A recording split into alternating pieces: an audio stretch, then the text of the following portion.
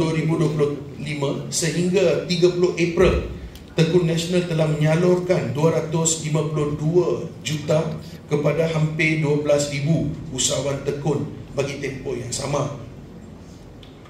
Saya tahu tuan-tuan dan puan-puan memang kalau dengar angka-angka ni memang tak faham juga kadang-kadang. Saya pun bila saya lihat angka-angka ni, memang angka-angka ini melibatkan secara keseluruhan.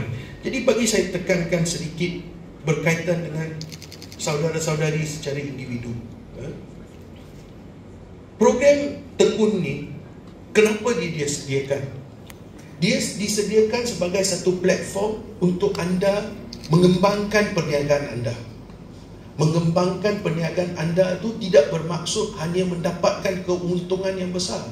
Maka macam mana nak mengendalikan wang yang telah dijana itu? Bagaimana kita boleh ada penjimbatan kos? Kalau kita lihat, InScan membuat program-program sama tetapi skala yang lebih besar. Program-program InScan ni kadang-kadang untuk 3 hari saja kos dia hampir RM6,000.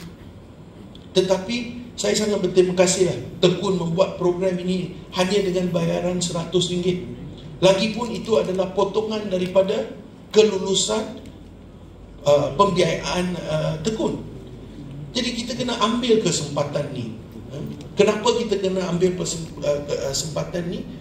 Kita mungkin menjalankan perniagaan kita dengan baik, mungkin ada keuntungan, tetapi dalam program-program latihan ni kita akan dapat tahu secara lebih teliti bagaimana contoh kita boleh mengurangkan kos sewa kita, kos barangan kita, kos transport kita, macam mana kita nak balance our accounts, macam mana kita nak adakan simpanan yang kita simpan untuk mengembangkan perniagaan kita ke tahap yang kedua.